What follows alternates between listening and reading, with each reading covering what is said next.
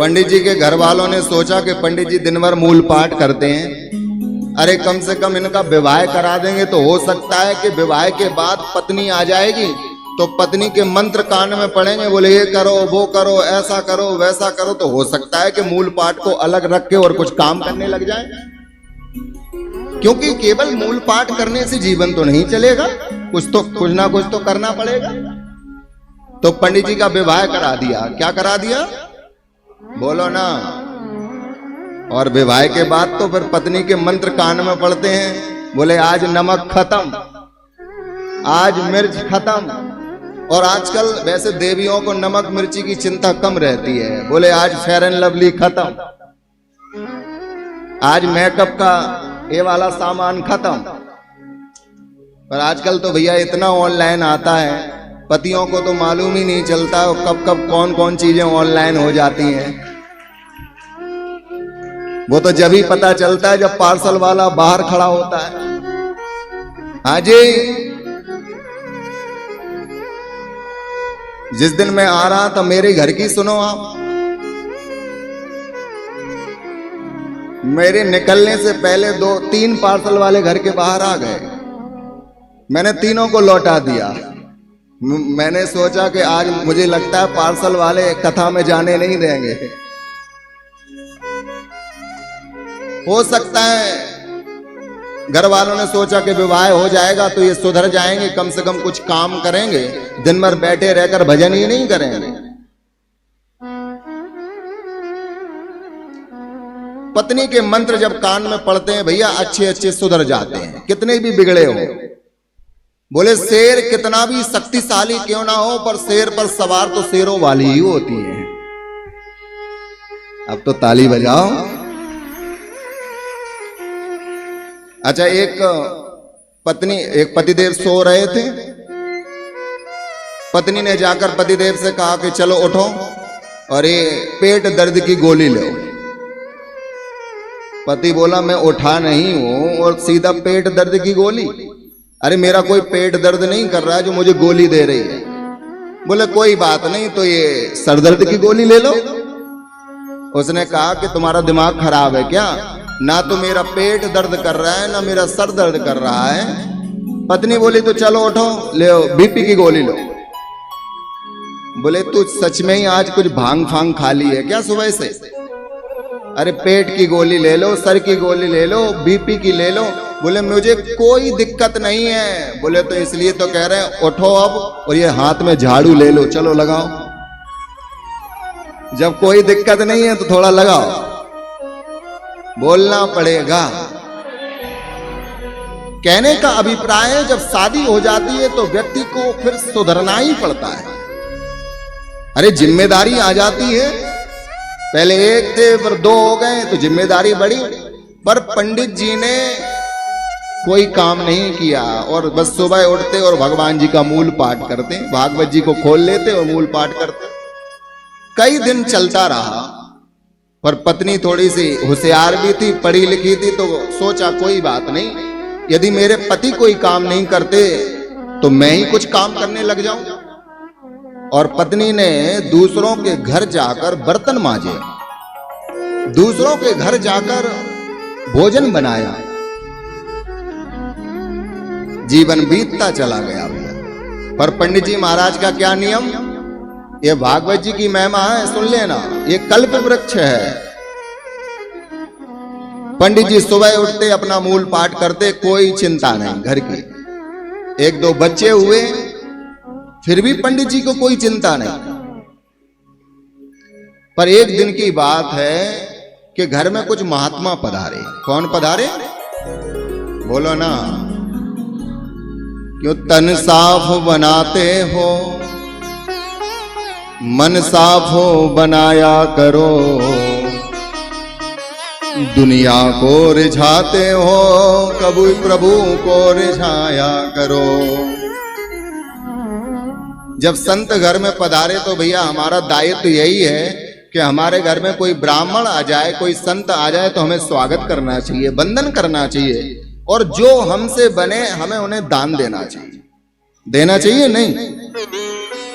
आपके घर आते होंगे तो जरूर आप लोग देते होंगे।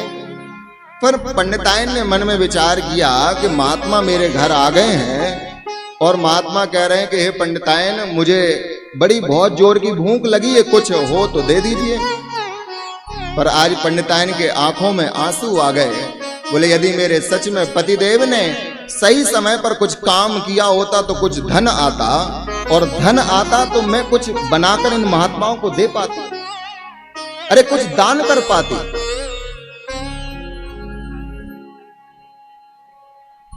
पर पंडित जी ने कभी कुछ कमाया नहीं, केवल मूल पाठ पढ़ते रहते हैं, भागवत जी का पाठ करते रहते हैं। आज रो रो कर महात्माओं को विदा कर दिया और कह दिया कि हे महात्माओं, मेरे घर में ऐसा कुछ भी नहीं है जो मैं आपको दान में दे सकूं। पर आज पंडिताइन को पहली बार क्रोध आया। वो तो पंडिताइन थी तो पहली बार ही क्रोध आया, यहां तो घर में माताओं को नित्य प्रतिदिन ही क्रोध आता है। ऐसा लगता है गुस्सा यहीं रखा है, थोड़ी सी टेढ़ी बात हो ही ना तुरंत।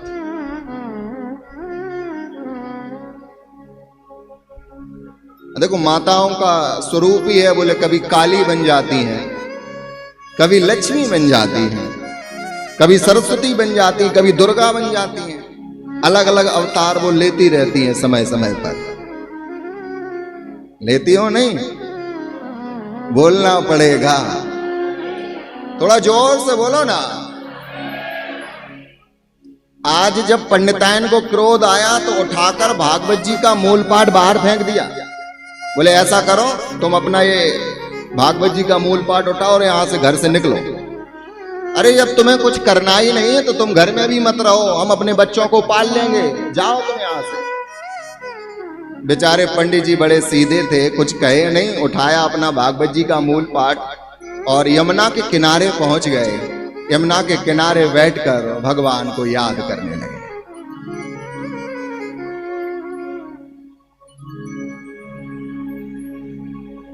और भगवान से कहा कि देखो मेरी पत्नी नासमझ है, उसे माफ कर देना। क्या कहा? बोले मेरी पत्नी को माफ कर देना क्योंकि तुम्हारी भागवत की महिमा वो जान नहीं पाई।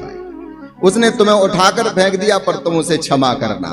और अपने पन्नों को फिर से रखकर और भगवान में ध्यान लगाकर पंडित जी ने मूल पाठ प्रारंभ किया। पर वहां बांके बिहारी ने एक लीला दिखाई। पंडिताइन रो ही रही थी, पर बिहारी जी ने एक नन्हे से बालक का रूप बनाया और एक टोकरी रखी जिसमें न जाने कितनी असरफियां थी, न जाने कितने मालाएं थी, न जाने कितनी मोहरें थी, न जाने कितना सोना चांदी जवाहरात सब कुछ लेकर साक्षात बिहारी जी पहुंच गए। कहां पहुंच गए? बोले पंडिताइन के घर पहुंच गए। पंडित जी तो यहां पर केवल मूल पाठ गाए जा रहे हैं, पंडित जी को पता नहीं है कुछ। पर जैसे ही बालक के रूप में हमारे प्रभु पहुंचे हैं ना, जुल्फ देखी है, नजरों ने घटा देखी है, लुट गया है बांके बिहारी जिसने तुम्हारी ये अदा देखी है। जुल्फ देखी है या नजरों ने घटा देखी है, लुट गया प्यारे जिसने तुम्हारी ये अदा देखी है। आज ना छुपाना अपने चेहरे को तुम, क्योंकि मुद्दतों बाद है बांके बिहारी मैंने दवा देखी है। पंडिताइन ने जब ऐसा स्वरूप देखा बालक का तो विमोहित हो गई, कहने लगी कि हे लाला तू कहां से आया हुआ है, इतनो प्यारो लाला मेरे घर में। बोले देखो मौनम आसीत है, मैं बोलता नहीं हूं। बोले अच्छा? बोले एक मैं पर्ची लाया, इसको पढ़ो। उसमें पर्ची में लिखा था कि तुम्हारे पतिदेव कई सालों से एक सेठ जी के यहाँ भागवत जी का पाठ करते हैं। उन्होंने पूरे जीवन में आज तक दक्षिणा नहीं ली, इसलिए सेठ जी ने उनके लिए ये दक्षिणा पहुंचाई है।